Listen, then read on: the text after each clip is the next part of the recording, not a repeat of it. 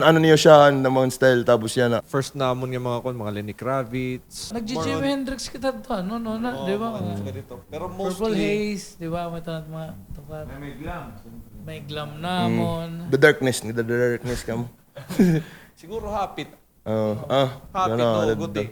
Di kay mostly amon tanan, tamo mga influence, mga rockman good. Iba lang may mga, so may glam rock niya nga kuhan, good nga influence. Kasi ako, ato nga pag-start namon ng 2003, medyo obsessed pa katong progressive rock. So baga nakuhan, nahaluan liwat. Tapos Correct ko pa. Jack, tiya mga influence na to like Rage Against the Machine, mga Foo Fighters na gihapon. So Well, mga, mix mga la- nagkasaragol gihapon. Nag-iba ba niya style tikang-katikang?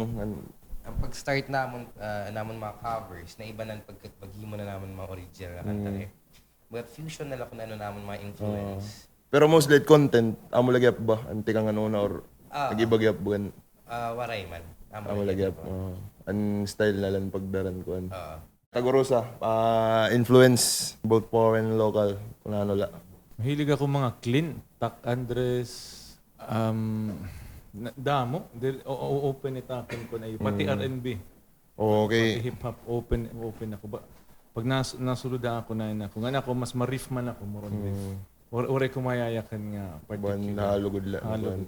Nag-start ako, glam na influence. Kaya tungod na akong pabugtuan, ang mga paborito. Tapos medyo nag-evolve na la. Basta na akong gusto la, melodic. Tungod liwatan nga to ka Cebu. Dito na nag-iba. Nakabat ko na mga music. Oo, na-influence na ako. Pati yung mga bad. Oo. Bad influence. Pati yung mga bad. Grabe. Influences. Pero amo usually, ano ko rock usually. Amo tos mga melodic. Tos progressive.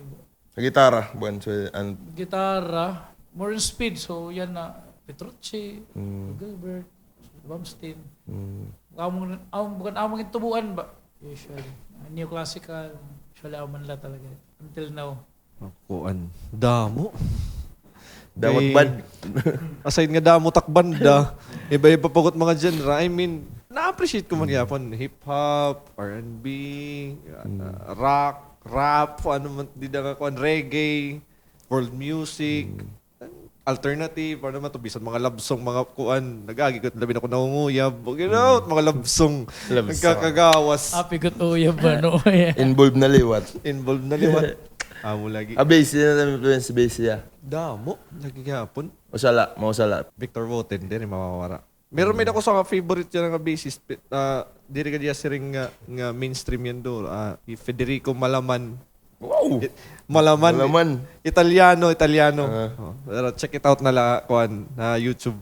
Influences ko kuan reggae, Team Theater, so kun drummer, Mike Portnoy, Carter Buford, tas mga local natin din nga drummer. But amo good talaga na ako nun kikinitahan ko muna. Puro bata pa ako. Bassist ako ha, pero na check out gyapon ako ng mga Bukalista na mga babae. gitarista, Swede to. except Leto pa. Diri na yan na.